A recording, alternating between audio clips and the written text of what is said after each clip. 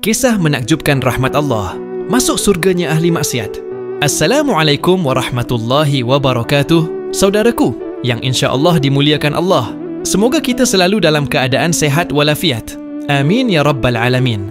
Dalam sejarah perjalanan manusia menuju Tuhan, terdapat kisah-kisah yang membuat kita tercekat, menangis, bahkan merasa tertampar. Salah satunya adalah kisah tentang seorang ahli maksiat yang justru mendapatkan tempat di surga semata karena rahmat Allah Subhanahu wa Ta'ala. Ini bukan sekadar kisah lama yang dilupakan, tapi menjadi pelajaran mendalam bagi kita bahwa ukuran kasih sayang Allah jauh melampaui ukuran logika manusia. Suatu hari Rasulullah Shallallahu Alaihi Wasallam menceritakan tentang seorang wanita pelacur dari Bani Israel. Wanita ini hidup dalam lembah dosa, jauh dari cahaya iman dan penuh dengan perbuatan keji. Namun satu kali dalam hidupnya, ia melakukan perbuatan yang tulus, memberi minum seekor anjing yang kehausan. Ia mengambil air dengan sepatunya, lalu memberi minum hewan malang itu. Karena itu, Allah mengampuni seluruh dosanya dan memasukkannya ke dalam surga. Hadis riwayat Bukhari dan Muslim. Kisah ini mengguncang, bagaimana bisa seseorang yang hidup dalam lautan maksiat dimuliakan oleh Allah hanya karena satu tindakan? Tapi inilah keajaiban rahmatnya. Allah melihat ke dalam hati, menilai ketulusan, dan membalas perbuatan sekecil apapun yang dilakukan dengan ikhlas. Tak ada amal yang sia-sia di sisinya, dan tak ada dosa yang terlalu besar untuk diampuni, selama manusia masih punya seberkas harapan untuk kembali. Allah Subhanahu wa Ta'ala berfirman dalam Quran, Surat Az-Zumar ayat 53, katakanlah, wahai hamba-hambaku yang telah melampaui batas terhadap diri mereka sendiri, janganlah kalian berputus asa dari rahmat Allah. Sesungguhnya Allah mengampuni dosa-dosa semuanya. Sungguh, Dia Maha Pengampun lagi Maha Penyayang. Ayat ini adalah harapan bagi siapapun yang merasa sudah terlalu kotor untuk kembali. Karena Allah tidak melihat masa lalu, tapi melihat niat dan tekad kita hari ini.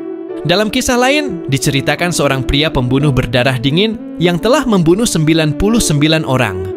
Ketika ia ingin bertobat, ia mendatangi seorang rahib.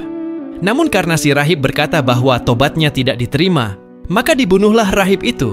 Genaplah 100 nyawa. Tapi tekadnya untuk bertobat tidak padam. Ia pun mendatangi seorang alim yang berkata bahwa pintu tobat selalu terbuka. Maka si pembunuh memutuskan hijrah menuju kampung yang lebih baik.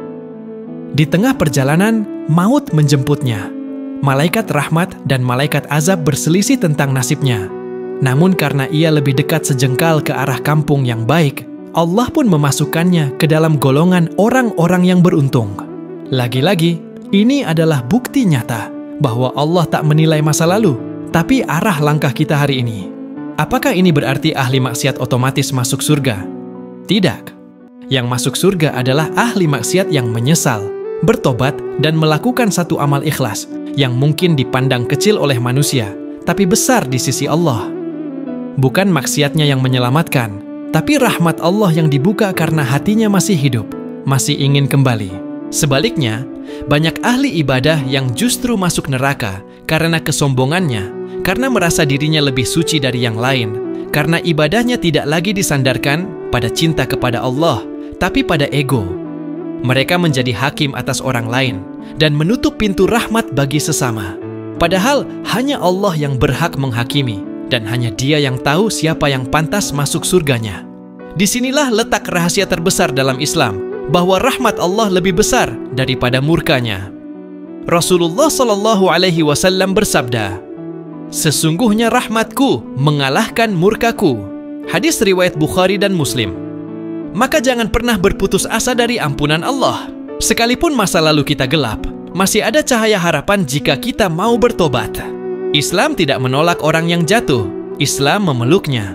Asalkan ia mau bangkit. Kita hidup dalam dunia yang penuh jebakan maksiat, tapi juga penuh peluang amal.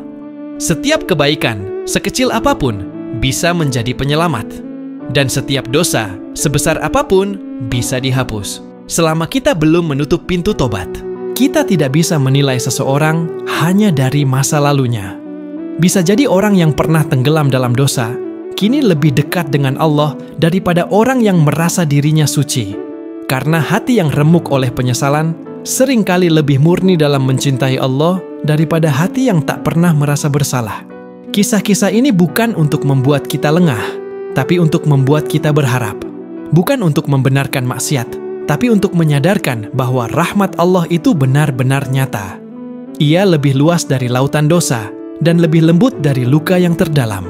Asalkan kita kembali, sungguh-sungguh kembali, Allah akan membuka semua pintu. Maka jangan pernah merasa terlalu berdosa untuk dicintai Allah. Dan jangan pernah merasa terlalu suci untuk menghakimi orang lain. Karena bisa jadi orang yang kita hina hari ini adalah orang yang menyambut kita di surga kelak. Dan bisa jadi kita yang merasa benar justru tertinggal jauh dari mereka yang dulu kita remehkan. Kesimpulan, ketika kita merenungkan kisah ahli maksiat yang masuk surga karena satu tindakan kecil yang ikhlas, hati kita seolah diguncang oleh kenyataan betapa luas dan agungnya rahmat Allah. Ini bukan hanya sekadar kisah motivasi, melainkan cermin dari prinsip paling mendasar dalam Islam, bahwa kasih sayang dan pengampunan Allah selalu lebih dahulu daripada hukumannya. Bahkan dalam kondisi manusia paling hina sekalipun, Allah masih memberi celah bagi cahaya harapan untuk menembus kegelapan hidup. Seringkali kita terjebak dalam penilaian lahiriah. Kita merasa bahwa orang yang penampilannya buruk pasti jauh dari Tuhan, sementara yang berjubah dan fasih dalam ayat-ayat suci pasti mulia. Tapi kisah-kisah ini mematahkan ilusi itu. Allah tidak melihat rupa atau status sosial, tapi menilai hati dan niat hambanya. Maka hati-hatilah, jangan sampai kita menjadi ahli ibadah yang sombong dan menutup pintu rahmat untuk orang lain. Jangan pernah lelah memperbaiki diri, meski penuh luka dan jatuh bangun. Tobat bukan hanya satu kali, tapi proses seumur hidup. Setiap tetes air mata penyesalan yang tulus bisa menjadi hujan rahmat. Setiap langkah menjauh dari maksiat, meski kecil, lebih mulia daripada duduk diam dalam kesalehan palsu. Allah mencintai hamba yang berjuang, bukan yang merasa dirinya sudah sempurna. Ingatlah, surga tidak diciptakan untuk orang-orang sempurna. Surga diciptakan untuk mereka yang banyak salah, tapi tak pernah menyerah untuk kembali. Allah lebih dekat dari urat leher kita, lebih paham daripada segala tuduhan manusia terhadap kita. Maka, selama masih bernyawa, harapan belum tertutup. Jangan berhenti mengetuk pintu ampunannya. Akhirnya, mari jadikan kisah ini sebagai pemantik cahaya di hati kita. Bukan untuk meremehkan dosa, tapi untuk menyadari bahwa Allah lebih besar dari segala kesalahan kita. Dan ketika kita melihat orang lain dalam maksiat, doakan mereka, bukan hinakan mereka.